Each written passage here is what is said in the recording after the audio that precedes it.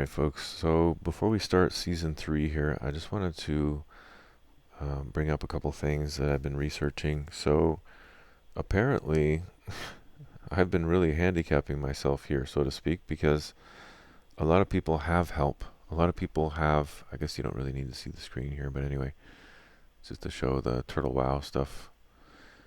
But a lot of people do have help doing these things. A lot of people do send themselves items and different things whenever they're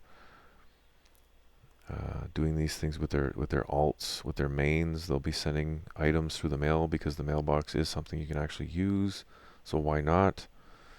I guess it's kind of like, right, like I was saying in the one episode, if it is like a speed run, and forgive the nature of this, like episode 0, I had to hash some stuff out, and I think it's important to capture this as well at the same time, because it plays into my strategy. So if we're going to do like a speed run type of thing, which in this case is more like an endurance run, we have to be able to use every single tool and strategy and take right as possible. Every item, every, not loophole, but like we have to get creative and we have to think outside the box and we have to use everything available to us. And I realize now that I've been making this more difficult than it needs to be. So I think what I'm going to do before I really give it a good next go, the third time's a charm, is I'm going to actually level up a character, a main, on this server, on this new server. I don't have a horde character on this server yet, so I'm going to get that as high as I can, start sending as many level 1 goodies as I can to this character, and maybe a little bit of gold, and just do what I can. I was thinking of it the wrong way. I was thinking of it more in like the outside help being sort of like advantageous to the point of it being cheating, you know, but it's not cheating. If it's available in the game and if it's doable, then it's acceptable. And that's really the rule in any of these sort of like challenges, is if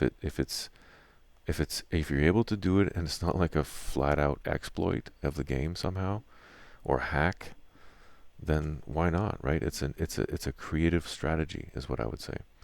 So I'm going to use all the creative strategies possible on my next go.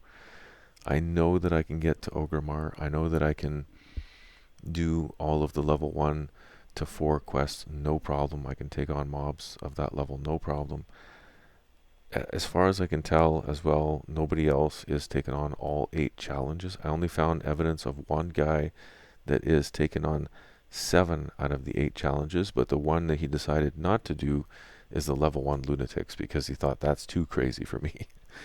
So I guess I must be completely whacked out because I want to legit do runs of all 8 until I'm somewhat successful, or at least until I'm somewhat comfortable that I've developed a strategy, and a consistent strategy that works without goofing up like I did last time.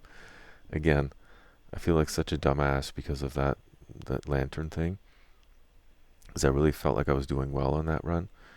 So, you know, again, the research that I'm seeing here shows no confirmed all 8 challenges attempts have been documented so far. So here it is. This is the first. This is a Turtle WoW first, as far as I know. If it only exists on Turtle WoW, I don't even know what I tried to say there, but if it exists on Turtle WoW, if it only exists on Turtle WoW, and I can English, then that means that it's a world first. Turtle WoW, right? As nerdy as it can get, it's a world first that I'm trying to undertake here, and it is a perilous attempt. So I've got a lot of reading and a lot of research to do, but I wanted to tee up this next season here with a quick video to let you guys know that I'm taking a different strategy this time, and I'm doing everything, literally everything within my power to try and complete this and to get it done. If you want to join me on the run, that'd be awesome if I had some camaraderie to join me along the way and to keep each other motivated. If you want to just lend strategy and you want to give me some tips and things that you think might be useful that I haven't thought of yet, I would love the feedback as well. And if you just want to cheer me on, then that's great too. Or if you want to throw bananas and rotten fruit and tomatoes, that's okay too. We'll take it all. Just come one, come all, and let's see this thing through till the end. I'm gonna give it my damnedest. I can't promise you success, but as you've seen on the last few episodes, you know, my first character was 30 minutes. That was season 0, let's call it. Season 1, I lasted about 2 hours. And then season 3, I went much longer than that. I don't even know, for some time.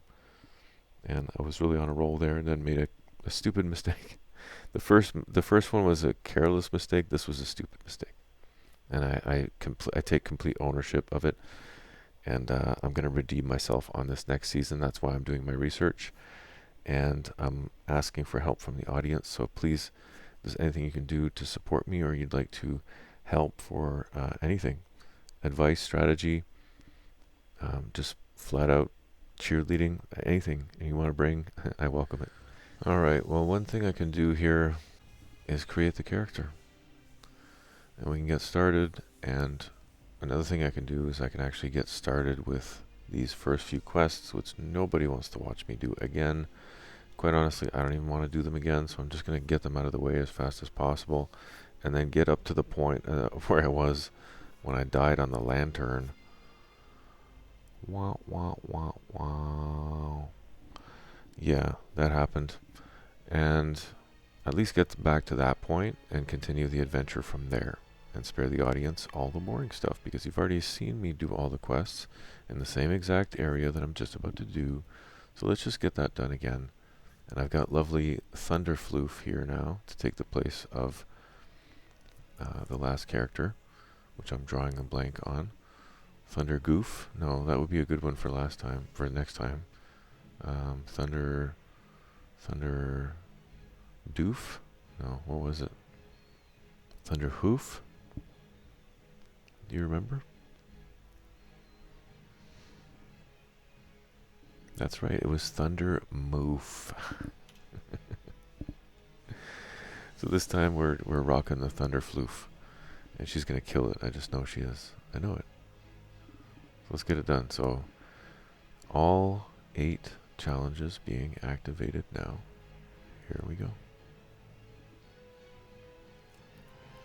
For anybody who's not familiar with what we're doing here, if this is your first time tuning in, I guess I can say goodbye to Thundermoof now. A valiant effort, Thundermoof.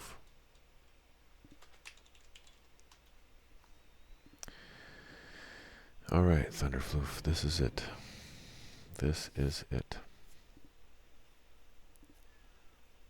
No mistakes. Now, I was not expecting an inanimate object to kill me, but we really have to be on guard for literally everything. Anything that could cause damage, anything that could pose a problem, anything that could slow us down, anything at all.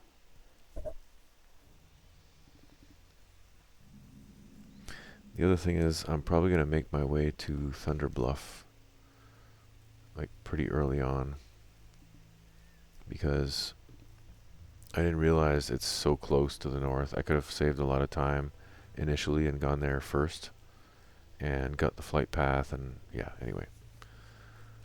It's a process, and it's all getting better as time goes on.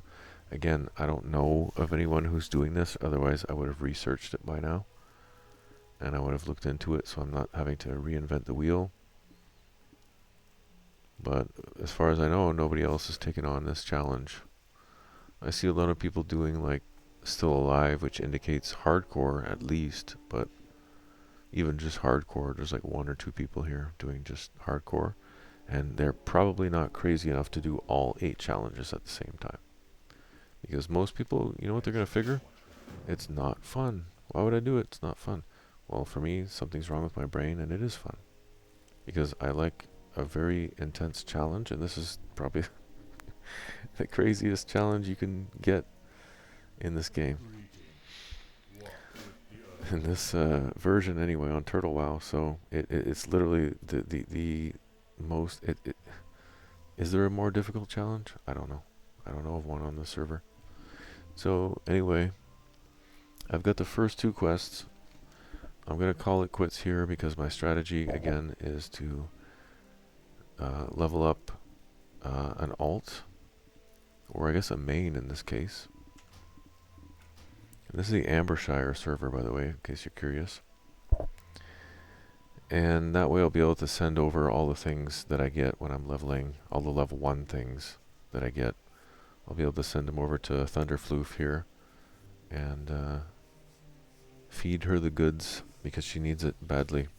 And as I said, I was restricting myself for no reason, so why do that? So what character will rack up the most goodies for her quickly? I'm not sure, but I'm gonna figure that out. I might even create a new character. I'm not sure.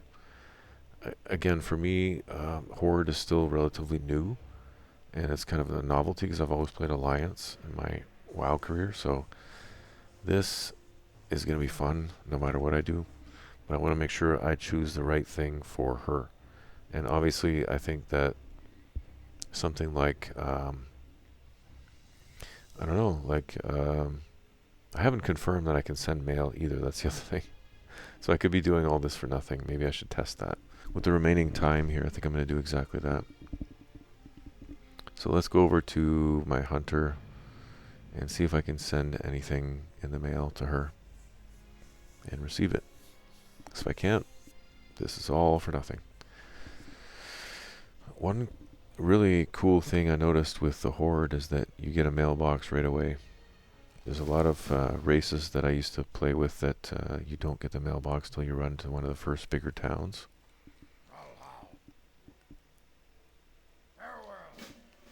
Looks like I have a new quest there I didn't pick up yet.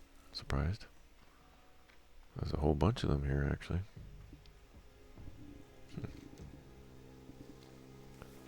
Anyway, let's just test the theory. I happen to have some minor healing potions. That's exactly what she needs. So let's try and send that over to Thunderfloof. And send her some silver too, why not? Send her maybe 5 silver.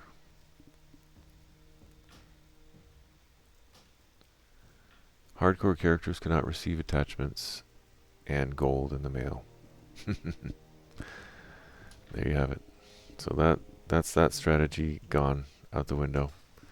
So what I read online is not accurate. You can't send yourself these things if you're not... Like, if I was doing all of those challenges and not hardcore, I probably could, right? I don't see why not. It would just be really difficult. You'd be stuck on level 1. You just wouldn't be hardcore. So you'd have a chance to come back and complete the other 7. But in this case, it makes it extremely complicated. There's really nothing... short of someone like following me around. And here's the thing, okay? I know that some people and a lot of people would encourage me probably also to do this. I'm not going to do it. I'd rather get somebody's help, like somebody I know, get a friend to like follow me around for a bit for the harder quests, but earn it, you know, really earn it myself. But a lot of people might suggest having, you know, dual boxing and having 2 characters that I control going at the same time. I don't really like that idea because then I truly feel like I'm cheating. Because, first of all, it's a lot to manage. And I don't want to have to be flipping around back and forth between the 2. It's a lot to capture at the same time. And it's really not in the spirit of what we're trying to do here with the 8 challenges. So I'm actually not going to do that. But I think I will accept help from others that are not in my party because it seems to be the only help that I can get. I don't know what else I could do. You know, I couldn't even do anything shady like put something really cheap on the auction house and just go buy it. I can't even do that because I can't use the auction house. So there's no workarounds that I can think of right now. Nor do I really want to find a workaround or an exploit. I just want to fulfill the demand, the challenge, with what's available to me. And that's really what's gonna give me the most satisfaction is seeing this thing through to the end organically and the way it was intended. Now, I don't know if they truly intended anybody to take on all 8 challenges at once, but the option is available to me, and I'm going to try it. So, by the way, just for informational purposes, I found this on the Turtle WoW site. So, this is all about the challenges. So, leveling challenges. Prove yourself a great adventurer by completing one or multiple challenges. Get unique rewards such as titles, tabards, companions, mounts, more. Now, one could make the argument that you could get all of these titles and tabards and different rewards one at a time. It seems crazy to do them all at once, and it's really not a good use of your time or your life for that matter. But, you know, to me, if it's possible, then it's a challenge. Why not? You know, I respect the one guy who did 7 out of 8, but then why not go all the way, brother? That's what I want to do. So let's take a look at them. I think it's basically just saying the same thing as what's in the game in the tooltip, but let's just take a look here. So hardcore, this is the ultimate test of skill, caution, and sheer stubbornness. Level your character to 60 without dying, not even once.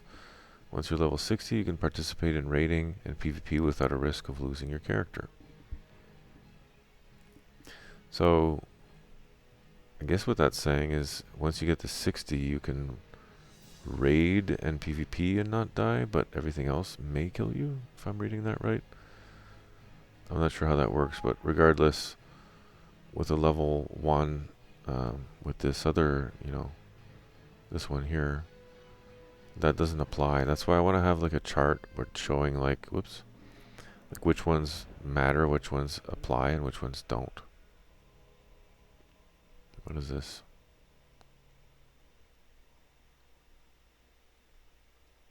Oh, this is the introduction to hardcore. Okay.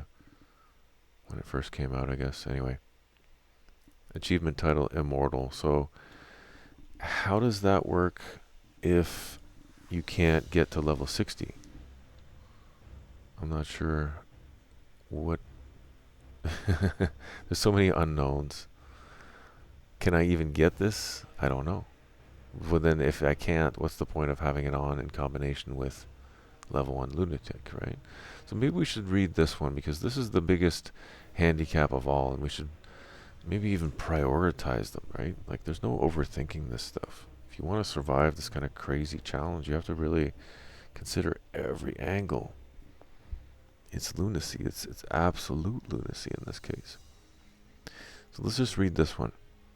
During this challenge, you'll earn exclusive titles to prove just how far a noob can go, all while staying level 1.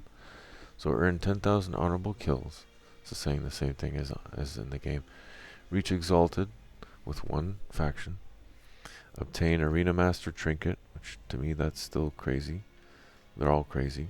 And then complete 100 quests available to you. So there, that confirms that there are 100 quests. So we should probably tally those up too and figure out which ones they are. Right? And as we get one or complete one, we check it off the list. I'm guessing that counts like in a chain. Each one of those counts as the 100 quests. There's a lot of unanswered questions here. And then you get these titles here.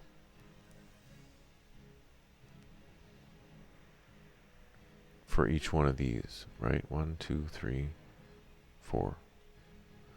So that's 4 titles there. These are kind of their own title.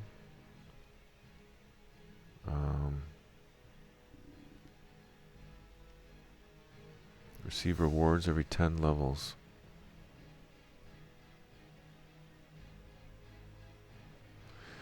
Yeah, I don't get a lot of this, like how it works in combination with the other. Maybe I'll see if there's someone I can reach out to over there at Turtle WoW and see if, you know, any other crazy people like me have tried this nonsense and what they recommend. But yeah, like a lot of these things, I'm really gonna have to figure out like It says until you reach level 60. So if you don't reach level 60, is it even possible to get the title? Because if not, like, what am I doing here? What am I doing? You know? But what would be really interesting is what happens when you get all of these titles, right? While you have all the other ones activated. That's what I want to know. Is there some special title that you get by having them all on and then completing this? This is my theory. This is what I'm going for. And if somebody else beats me to it, all the power to you. I'd like to see it done, whether it's me or somebody else. You know? And because think of it this way, there's the level 1 lunatic challenge, right? But then there's a level 1 lunatic challenge +1 challenge, +2, +3, plus all of them. Which is kind of like its own sub-challenge. So, anyway, I'm probably overthinking it, but that's kind of what's necessary here. As I said, there's no overthinking it, really. So, that is the strategy. That is what we know. That is what I can do. And that's what I'm going to do.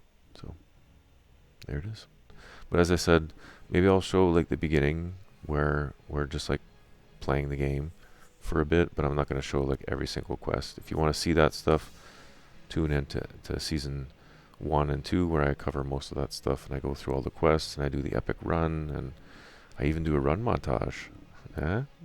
So if you want to check that out, go for it, but I'm not going to capture all that here on season 3. For season 3, we're going to pick up mostly from the point of doing all of the different starter quests and picking up all the different quests. Once I've actually made some good progress on checking those off and I have like a systematic approach to it, then we'll start capturing from there. And then the next logical step after that is just the 10,000 honorable kills and getting exalted. Maybe exalted makes more sense. The other thing I'm going to factor into my strategy is like, in what order should I do these things in terms of what's like the easiest things to knock out first? Because if I can get those things done relatively easily, I can focus on the more difficult things after that just take time. So what is it that's like most likely to go wrong, and if it goes wrong then it's all over? Do those things first and then work my way towards the things that I can just take my time. It's just a time sink at that point. And it looks like the 10,000 honorable kills might take up to a year of steady playing at level 1 at that. So we'll see how that goes. But that is the task ahead. So wish me luck. See you on the next episode.